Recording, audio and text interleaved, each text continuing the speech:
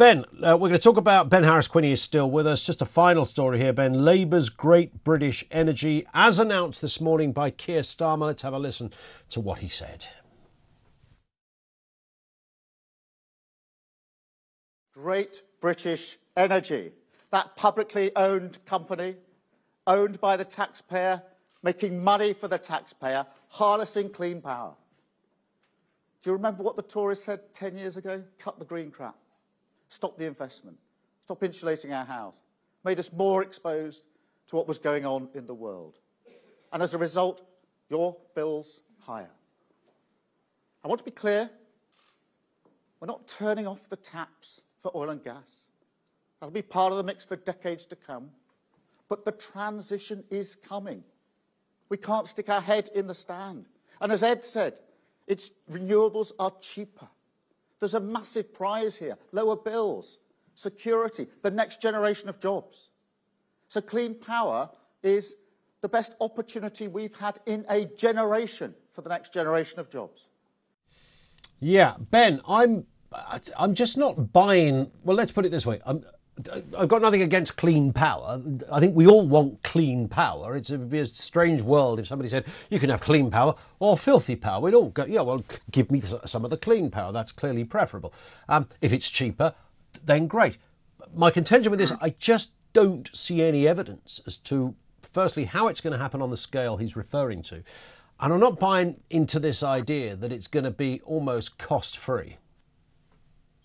Well, we already have the data to analyse this, and it's certainly not just Labour.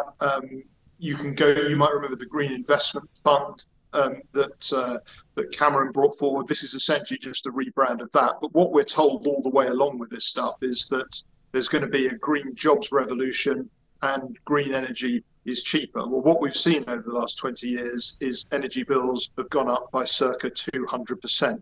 I don't know anyone that is saying my energy bills are a lot cheaper than before net zero. It's the opposite. They're a lot more expensive. So it is clearly false. I think the cheapest, most efficient, most cost-effective and cleanest mode of energy is nuclear power. But a lot of the Green lobby really don't like nuclear power. They want to see and it takes a decade to build one of these things, apparently. Right. But I mean, it's the job of government to look more than a decade. Yeah, this should have been 20 years back. They should have been doing this. It should, and the main focus should have been on delivering cheap energy to the public. As you say, no one wants filthy energy, no one wants ecological disaster. But at the moment, a major constraint around the neck of the British economy is the fact that energy is so expensive. And that's a major constraint for everyone that lives in Britain, pays energy bills. Yeah, and I just cannot imagine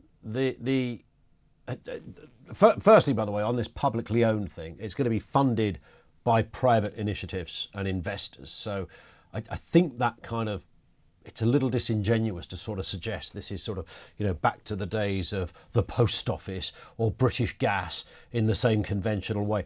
It's not quite that. The idea that, we're just going to pop up some windmills and a few more solar panels and we're all going to be happy days.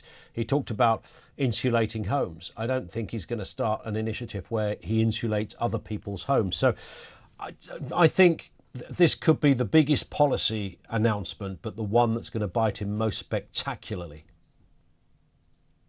Well, it's set in the context of the successive governments pledging to spend 1.4 trillion on net zero, which is the most expensive policy in British history. This is actually a drop in the ocean of that. And as I say, it's really just a rebrand of the Green Investment Fund, which came in under the Tories. When you look at the amount they're proposing to spend, which I think is approximately 8 billion, obviously in the context of it's a lot of money, but in the context of 1.4 trillion, it unfortunately isn't a lot of money. And again, the outcome will be, you can bet your bottom pound that your outcome will be that your energy bills go up, and we don't see the green jobs revolution. I don't think you're going to see a green jobs revolution in that respect either. Listen, top stuff, Ben. Have a cracking weekend. Thank you, Ben Harris-Quinney, political commentator, chair of the Bow Group.